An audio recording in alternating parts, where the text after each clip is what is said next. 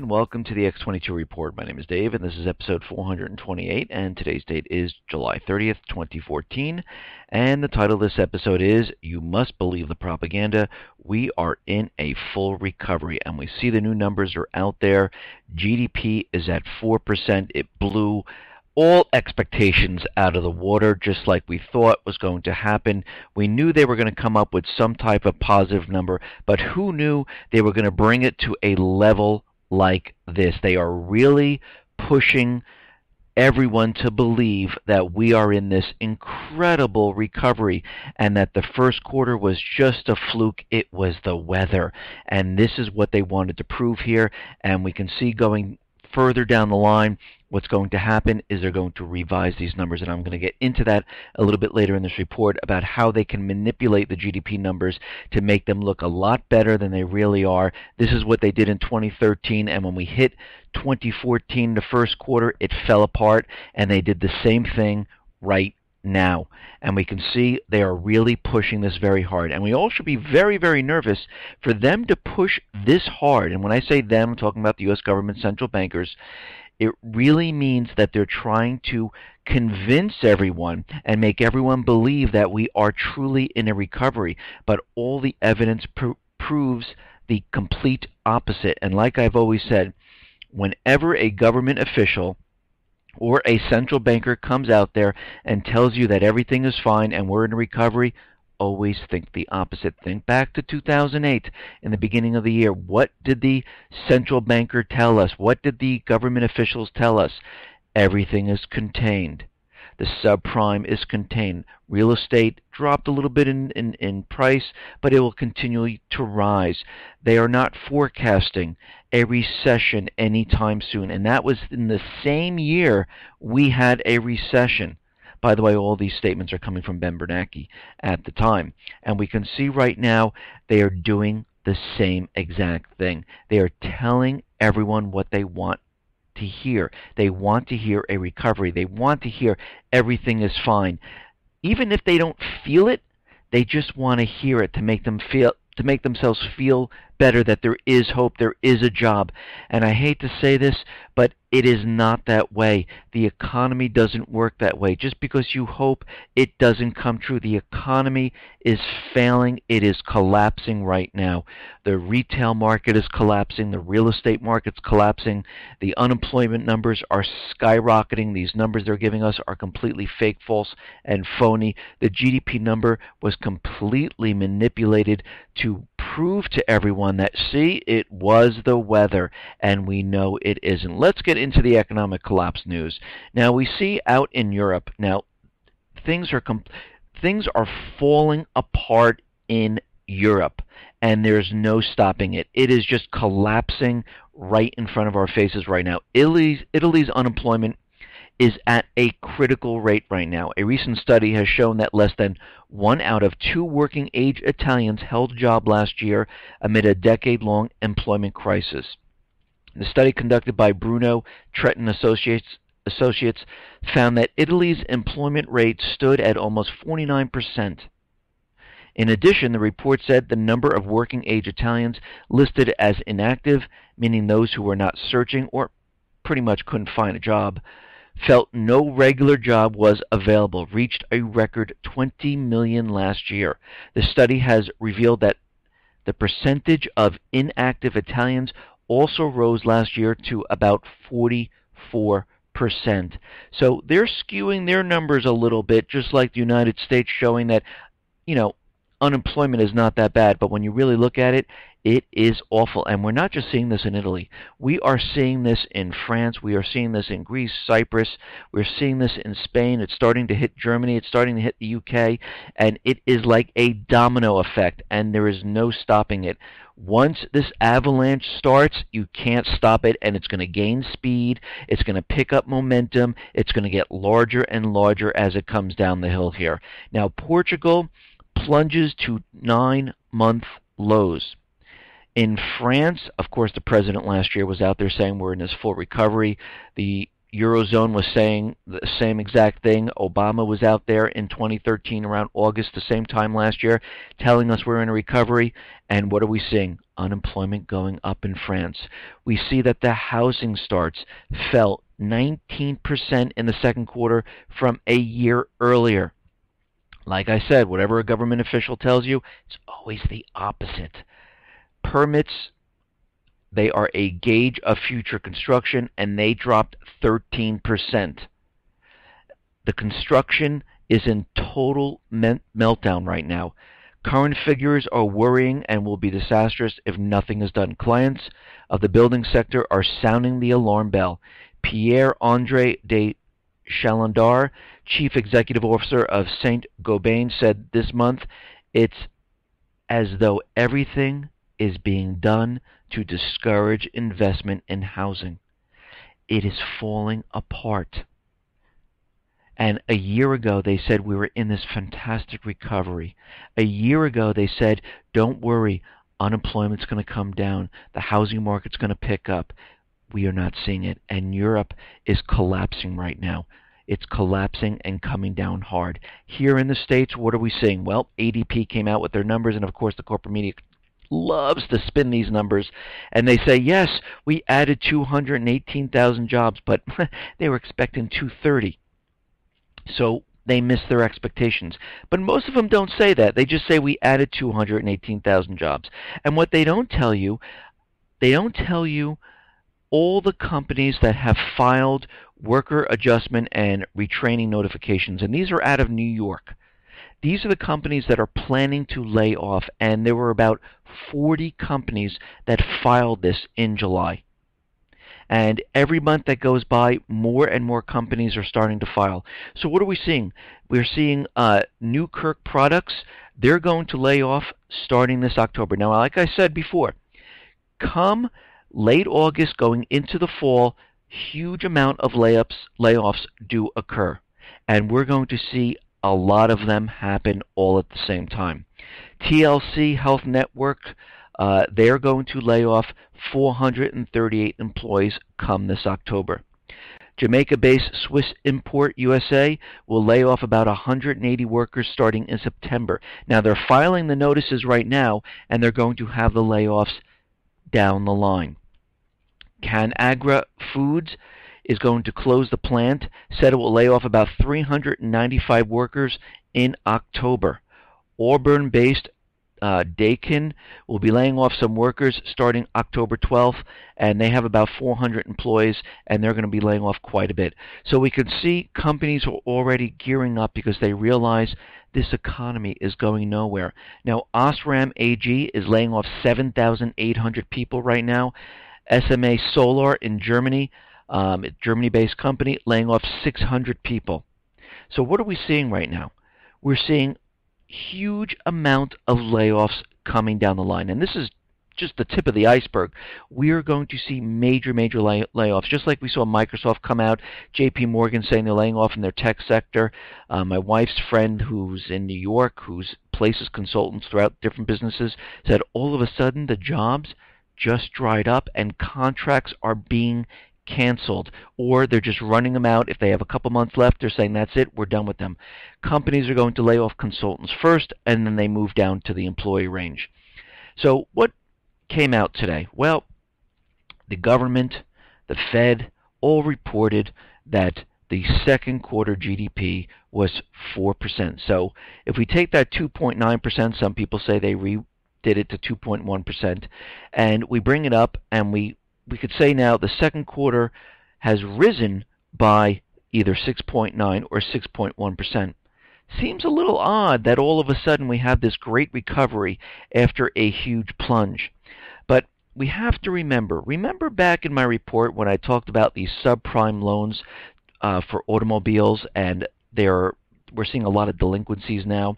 Well, those happened the earlier part of the second quarter here. And now in July, we're seeing a lot of delinquencies. The subprime bubble is starting to pop, and about 3.7% of all consumer spending is from these car loans. And this adds to the GDP. So what we're seeing right now is that the subprime borrowing, where they were just taking anyone that had a heartbeat, they gave them the loans. It brought up consumer spending, and this is why they kept on harping on consumer spending. It brought up consumer spending, but what are we seeing now? We're seeing the delinquencies from these loans because people can't make the payments. They don't have the job. They have a part-time job. They bought something they really couldn't afford, and later down the line, we'll worry about this later, we're going to see the subprime bubble start to pop, and it's starting right now because the delinquencies are getting longer and longer, and we're going to see repossessions. And that's why we saw just the other day that a lot of one out of every 3 people are in collections right now because this is beginning. So what else brought the GDP up? Well, back in 2013, they do something called inventory hoarding, and it makes up about 60% of the GDP increase. And we're seeing this happen again. It started in the first quarter of this year, ran into the second quarter, and what they did is they pretty much ramped up inventories, and this makes up about 60% of GDP increase. And of course, what's happening right now is when you have a ramp up of inventory, guess what happens?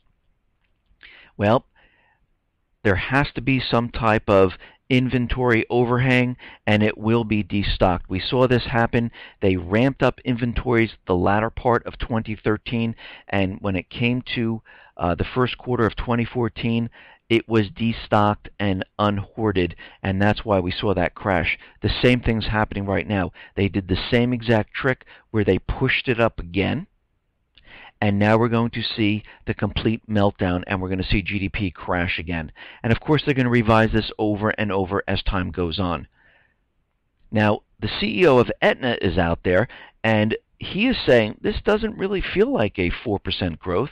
You know, the economy may be improving from the first quarter's contraction, but it doesn't feel like the 4% expansion that the Commerce Department reported, says Mark Bertolini, CEO of Aetna.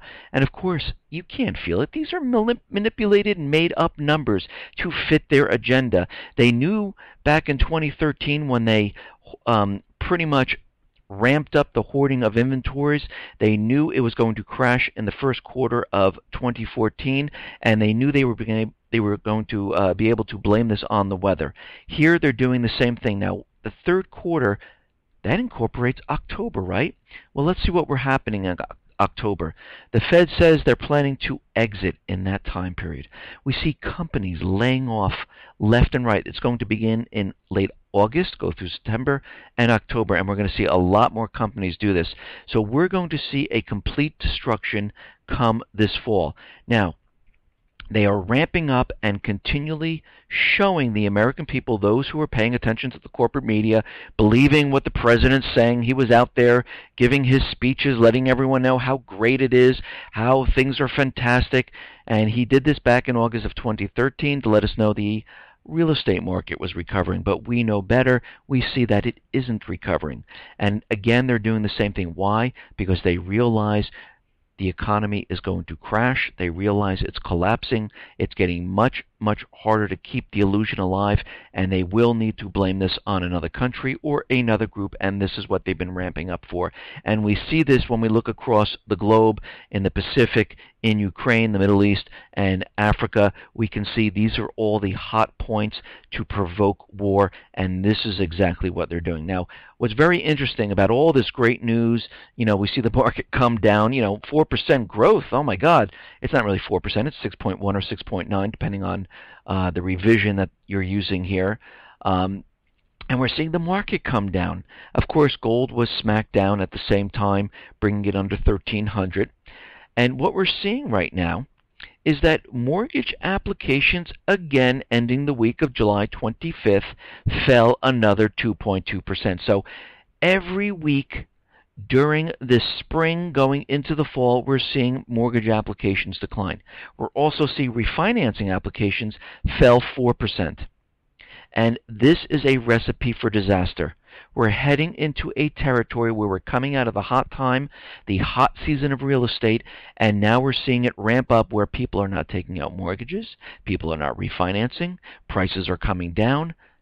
Real estate is starting to implode, and it's building up, and this is why corporations have been laying off thousands of people in their mortgage departments. Now, the Fed, of course, is out there letting everyone know they're seeing vast improvements, but there's still a lot of hard work to do. But they're going to taper again, just like they said they were going to do. This is all planned out. They're going to taper down until October and pretend to exit the stimulus scheme they have going on right now. Of course, we know better. They're just maneuvering their funds to different locations, Euroclear in Belgium, and to Japan, and to other places to keep the stimulus going. So there really is no exiting the stimulus plan. All they're doing is shifting what they're doing to make it look like we're in a full recovery, and we know it's not. We're going to see unemployment come down again. We're going to see them really harp on this GDP. We're going to see them play up the recovery as hard as they possibly can. Now, out in Australia, what they're doing out there is they want to impose a surveillance tax on people. Phone and internet customers could face a surveillance tax of up to $100 a year if the federal government implements a scheme requiring companies to store customer data for 2 years. Basically, you're paying to be spied on. That's what that's what's happening out in Australia.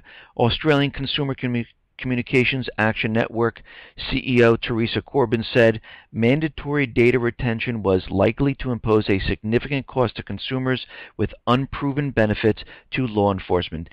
It's not about catching criminals. It's about spying on the people, reading all their emails, listening to all their phone calls, creating social profiles on every individual, tracking them of who they meet and who they're talking to, looking at their investments, looking at their deposits. This is what it's all about. They need to keep an eye on everyone, and they want you to pay for it. Now, in New York, what they're doing there is they have license plate readers, and police in Monroe County and other urban counties across New York State are collecting and archiving tens of millions of records that track vehicle movements, and they're doing this with DHS. And what they can do is they can string together all the data, and they will know exactly where you drove to, what place you visited, who you met with, and they're gathering all this information. They want to know where you're going. Of course, they're saying this is all to stop crime. It's really helping us. It's helping us track down stolen vehicles. Well, isn't that what a LoJack is for? That's enabled and you can follow the vehicle. Instead, you're tracking everybody's movements and keeping the data and creating social profiles. We are being spied upon for the purpose of knowing who is a threat to the authority of the government. When the time comes and the system starts to crash around us, DHS will be activated. You'll see a completely different side of DHS. They will have lists. They will know where people are, who is a threat, and they will be maneuvering to get those people and bring them to either FEMA camps or jails or whatever they're going to do with them. And there's different types of lists, just like they have the list of people who are terrorists who are trying to fly on planes. There are other lists that they're creating. They're creating social profiles. They're creating facial recognition profiles. They're tracking your movements, and this is what the NSA and the fusion centers have been doing. They want to know exactly where you are and who you are. And this is why they're making all the states use their new license systems where all the data is fed up to the federal government. This way they can correlate all the data. The license that you'll receive will have an RFID chip. They'll take an iris scan, a fingerprint, and of course in those 100-mile constitutional free zones, they will enact checkpoints in those areas and use your ID to prove that it's you. And you can see how this is all starting to play out. They're trying to open up the borders down in the south, and you can see this by how they're letting the illegals through, and this is just going to ramp up as time goes on. Okay, now it looks like the UK is staying silent on the nuclear arms pact extension with the US. The United Kingdom never notified British lawmakers that it renewed a key nuclear arms collaboration pact with Washington. President Obama last week informed Congress about a one-decade extension to the 1958 bilateral deal, which allows the United Kingdom and the United States to share nuclear arms data and other classified defense information. Unlike the United States, the United Kingdom does not formally acknowledge the pact under its law. Paul Ingram, head of the British American Security Information Council, said the agreement has not received substantial scrutiny in the British House of Commons, where inquiries from lawmakers have received only cursory official responses. And of course, they completely bypassed the House of Commons and they made this deal, and they tried to stay very, very quiet on the extension. Very interesting.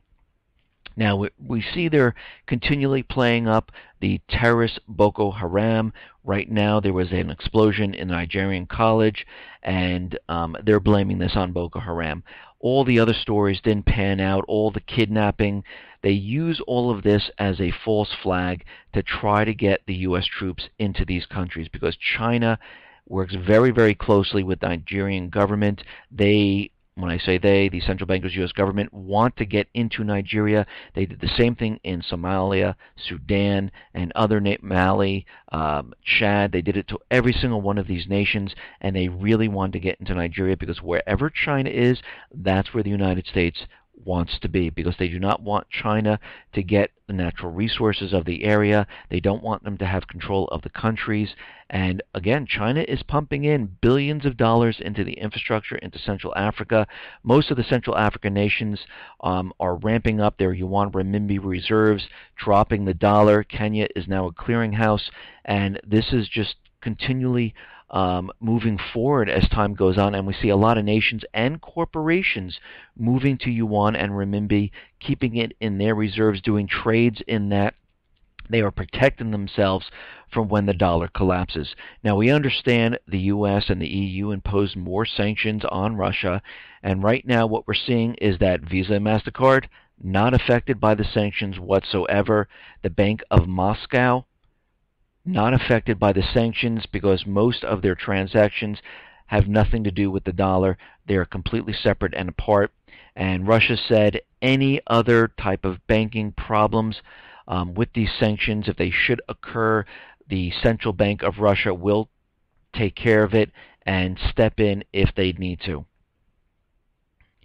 Now, Russia is out there, and they're saying that since the EU placed more sanctions on Russia, they're saying this is going to have a boomerang effect, and these EU sanctions against the Russia's energy sector will inevitably lead to a price hike on the European energy market. And we can see how this is really going to affect Europe and America. Eventually, what's going to happen when they continually place more and more sanctions, more toward these sectors of business in Russia or Russia itself, it will have an effect, because you have to remember many of these countries have corporations inside of Russia. They do business, and this is really going to hurt Germany, many of the other European nations, and America. But again, the central bankers don't care, because their goal right now is to start war any way they can. Now, the U.S. is out there, and they tried the MH17 Malaysian false flag to try to demonize Russia, and that kind of fell apart. A lot of their information they brought out was debunked.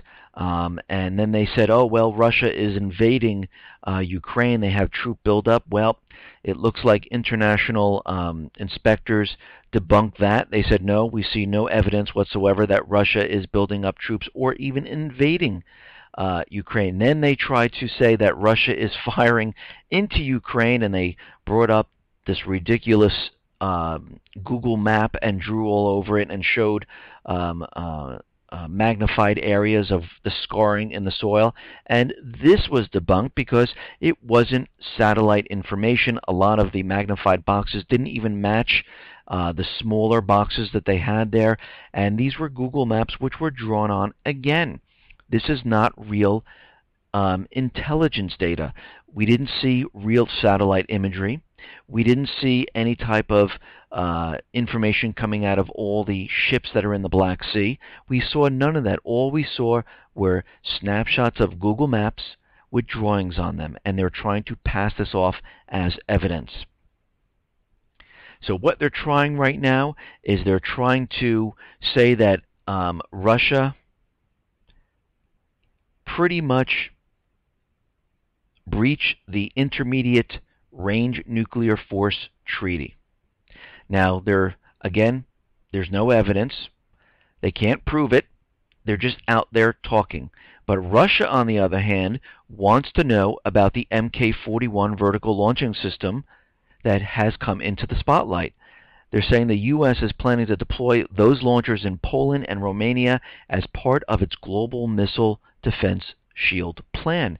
These systems can launch intermediate-range cruise missiles, and their land-based versions can be regarded as a direct violation of the INF Treaty. And Russia wants to know and wants an explanation of how they can be putting these launchers in this area. And of course, the United States has no comment on this because they don't want to get into that, because they are building up for war, and they're placing these military assets in all these NATO countries and non-NATO countries, and they're setting it up and they're beefing up the missile shield, and they're continually doing this. And we can see out in the Pacific, out in the Middle East, in Africa, all these places are being prepared for the next world war. Now, the OSCE observers will start round-the-clock monitoring of Russia's borders, where there's Donetsk and Kukovo, and they're going to be there pretty much 24/7 for about 3 months, and they're going to monitor the situation because of what has been happening with Ukraine firing on the border, Ukraine driving a tank through the border, planes flying over the border. So they're going to be monitoring the area to make sure that these things don't happen, and if they catch any one of these things happening, it will be reported. And Russia invited them in. They wanted them in this area to see and to show them what has been happening. Now, it looks like Poroshenko is saying that, yes, he's going to stop the fighting in the MH17 area. He's going to set up a perimeter, and we're going to let the observers go in there and do their thing. But it looks like this is not happening still. International experts have been prevented for the 4th consecutive day from visiting the crash site of Malaysian airline MH17. There will be no convoy, with Dutch experts traveling from Donetsk to the site where flights MH17 crashed, and this is coming from Alsbergsburg. We will keep trying to reach the crash site in the coming days, but the question is whether it will become any safer. And they're saying they try every day, but it's getting more and more difficult. Even though Poroshenko is saying he's going to stop this, it looks like he wants to take control of this area. It must be because they don't want certain evidence to get out in this area. They don't want it to be collected. And this is why you saw all the propaganda before, where they said, oh, the pro-Russian people stole the black boxes and they transferred them to Russia and they tampered with them. Well, the Dutch got the black boxes and they said, no, that's not the case whatsoever. Then they had other propaganda saying that they're destroying the evidence with the bodies, and no, they were taking them, putting them into freezer cars to make sure everyone was there. They were saying that, oh, all the bodies weren't there, and then yes, there was a count and all the bodies were there, and they continually make up more and more propaganda. The United States was right behind them with all the false evidence or non-existent evidence that they were trying to produce, and it was debunked every single time. So all of this we see is the puppet regime, the United States government, continually lying, and the other side saying, no, this is not what's happening. It's completely, everything they're saying is false, fake, and phony, and they have no proof. And, of course, no one's saying anything like, okay, the United States, you just lied about everything. Everything that came out of your mouth was a lie. As soon as this happens, and the plane was shot down, they knew it was Russia. Then they backed off because they were so certain it was Russia. Then they backed off and said, oh, maybe it wasn't Russia. It's all a lie. It's all propaganda. You have to remember, on the NDAA, Section 501c, the United States has the right to use propaganda against their own people. Now, since the United States came into Ukraine and had that great coup d'etat, spent $5 billion, put the country and pretty much created havoc and chaos in there. The economy has been tanking. Ukraine's GDP in the second quarter of 2014 has declined by 4.1% compared to the same period in 2013. So it was better off a year ago. Unbelievable. Right now, everything is falling apart. Prices have risen by 11.6% in the last 6 months. Since the coup, the economy has been taking, so the people are not better off whatsoever.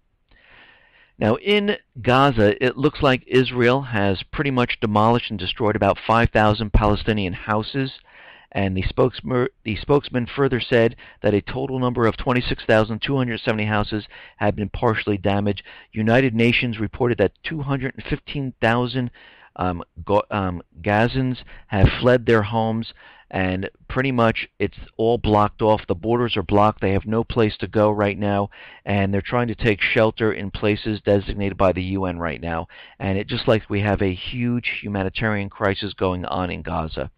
Now, Bolivia is out there, and they're saying they are renouncing a visa exemption agreement with Israel.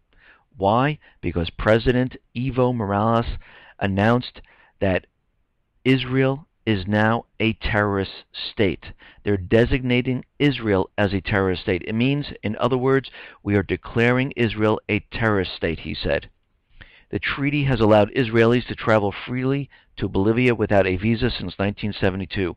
Morales said the Gaza offensive shows that Israel is not a guarantor of the principles of respect for life and the elementary precepts of rights that govern the peaceful and harmonious coexistence of international community.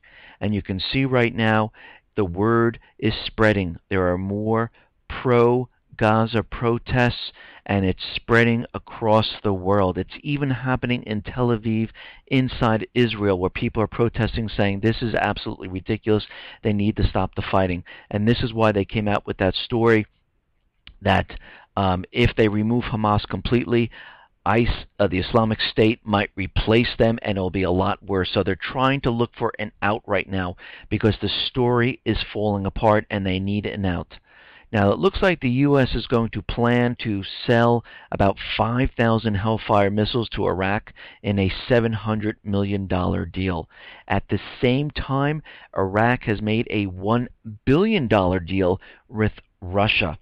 Iraq signed a contract worth $1 billion with Russia for the supply of weapons, including artillery systems, guns, mortar, and ammunition, including rocket launchers.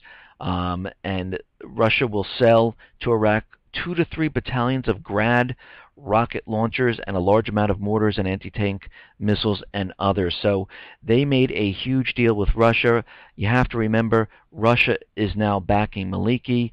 The United States President and other government officials want Maliki removed. So we can see a little bit of a conflict going on right now. But what's very interesting is that in Libya, it looks like the tribes have captured Benghazi's main army base, and they've taken it, they've captured it, and we can see Libya is in real trouble. The government is still calling out there for international help, and we'll have to see what happens. Now, as soon as the tribes take over the country and start selling that oil, not using the U.S. dollar, and close down the private West Central Bank, just like Iran did back in '79, we are going to see something completely change here. I don't know if the central bankers will let this happen, but we can see they are really maneuvering the Islamic State inside of Iraq and Syria and trying to spread across Lebanon, into Libya, into Yemen, and we're going to see some event occur very, very soon. Now, we know there's a Kurdish ship off the coast of Texas. They have a lot of oil in there, and we have to think back, and I said this before, when the ship in Libya left port and it was loaded with oil from the tribes of Libya, and they weren't selling it using the US dollar, the SEAL teams came in very quickly, boarded the ship, and took it right back. Now we have a ship outside the state of Texas right now, and there's a court order saying that this has to be returned, and Iraq is saying, yes, we want the United States to go ahead and return this ship to Iraq because it was not sold through Baghdad. And the United States is out there saying, well, it looks like the ship is out of our U.S. jurisdiction right now, and when it sails a little bit closer, we'll be able to pretty much go and board the ship and return it to you. So wait a minute. In Libya, that was in the jurisdiction. Here, it's a little bit outside, and they can't board the ship because it's really not within the jurisdiction of the United States. So what is this telling us? They got caught. They're trying to skirt around the issue, and what's happening is the Islamic State is taking that oil from Syria, smuggling it into the Kurdish section of Iraq, and then selling it off to buyers using the US dollar. And here it is, here's the ship, but they don't have jurisdiction. But in Libya, the SEAL team had no problem boarding the ship and bringing it back. Now, it looks like the Islamic State right now has established positions around the Iraqi capital, and what they're saying is that there are sleeper cells all throughout the city ready to blow up and really pretty much have commit terror inside Baghdad with their terror squads. So we can see something is really building right now. Something is getting ready to happen out in that area. Listen, everyone, thanks a lot for listening. Be well, be safe, and especially be prepared. Thanks a lot.